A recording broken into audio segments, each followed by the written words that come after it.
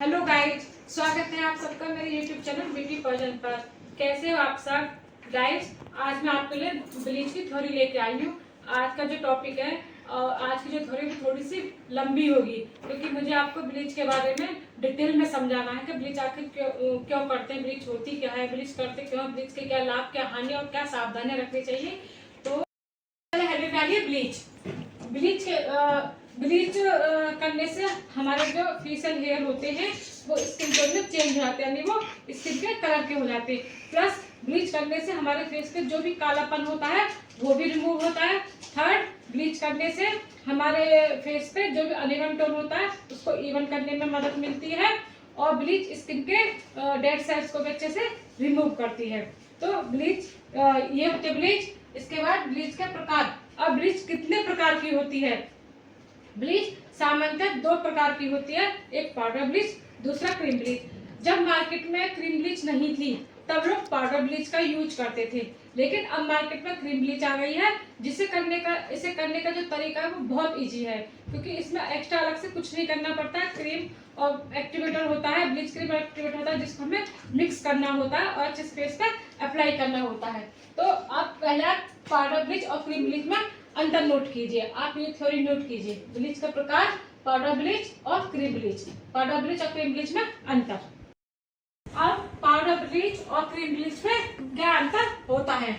First, इन दोनों में अंतर पाउडर ब्लीच और क्रीम ब्लीच में यह अंतर होता है कि पाउडर ब्लीच में ब्लीचिंग पाउडर, हाइड्रोजन पेरोक्साइड और अमोनिया को मिक्स करके तैयार किया जाता था और क्रीम ब्लीच में ब्लीच एक्टिवेटर जो पाउडर फॉर्म में होता है उसे मिलाकर पेस्ट तैयार किया जाता है। एक बार और रिपीट करती हूँ।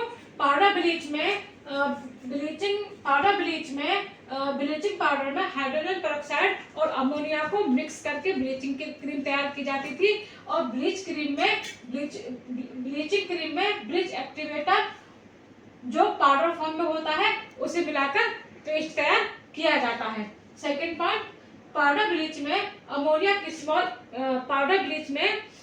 की जो स्मेल होती थी वो बहुत तीखी होती थी, इस कारण अधिकांश लोग इसे झेल नहीं पाते थे। पाउडर ब्लीच में तीखी स्मेल होने के कारण अक्सर आंखों और नाक से पानी बहने लगता था। ब्लीच में पाउडर ब्लीच जैसी तीखी स्मेल नहीं होती है। क्रीम ब्लीच में पाउडर ब्लीच जैसी तीखी स्मेल नहीं होती है। क्रीम ब्लीच करने के बाद त्वचा नर्म और मुलायम रहती है। क्रीम ब्लीच करने के पश्चात हमारी जो स्किन है वो बहुत नर्म और मुलायम रहती है। आगे का पॉइंट नंबर, ब्लीच क्रीम का प्रयोग पाउडर ब्लीच से ज्यादा आसान होता है। 6 number, powder bleach cream bleach की तुलना में ज्यादा सस्ता पड़ता है। पाउडर ब्लीच है वो मार्केट में सस्ती मिलती है, जबकि क्रीम ब्लीच थोड़ी सी महंगी होती है। अब ब्लीच करने योग्य शरीर के हिस्से। ऐसा नहीं है कि ब्लीच हम अपने शरीर पर केवल फेस पे ही कर सकते हैं, हम ब्लीच को शरीर के अलग अलग पार्ट में भी कर सकते हैं, यानी बॉडी के अलग अलग हिस्सों में भी कर सकते हैं, जैसे चेहरा, गर्दन, हाथ, पैर, पेट, छाती आदि पर भी हम ब्लीच कर सकते हैं। हम फुल बॉडी, अगर कोई इंसान फुल बॉडी वैक्स नहीं लेता है तो हम उसको फुल बॉडी ब्लीच भी करते हैं। ठीक है, अब देखो कैसे कैसे करना, आगे का प्रोसेस नोट कीजिए।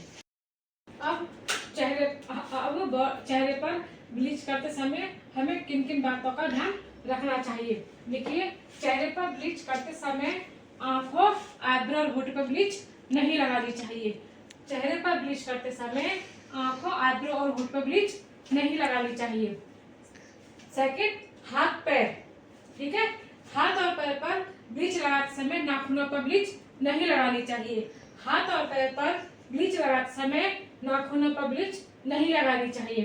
थर्ड, पेट और छाती, ठीक, बाहों, टांगों और पीठ आदि पर चेहरे की तुलना में थोड़ी सी हार्ड ब्लीच का यूज करना चाहिए, यानी थोड़ा सा एक्टिवेटर ज्यादा कर देना चाहिए पेट, छाती और हाथ पैर पर ब्लीच को लगाते समय। ठीक है, अब आता है ब्लीच का समय।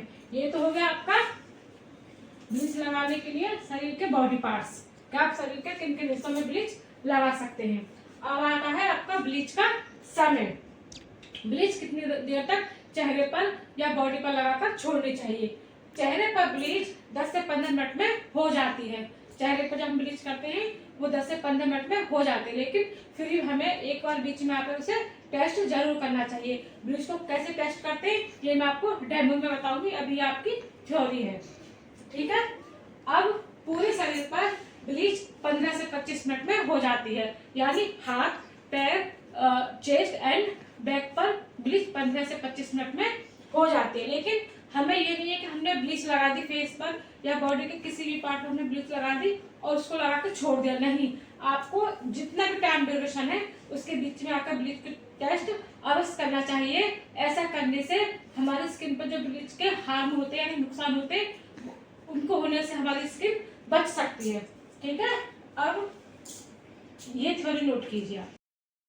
ये तो हो गए आपके चेहरे ब्लीच फेस के या बॉडी के किन किन पार्टों में लगनी चाहिए, ब्लीच का कितना समय होना चाहिए ब्लीच लगाने का। अब जो ब्लीच की नेक्स्ट थ्योरी है, जो सावधानियां हैं और जो ब्लीच के नुकसान है वो मैं आपको सेकंड थ्योरी में देती हूँ, क्योंकि ये थ्योरी काफी लंबी हो जाएगी। Thank you.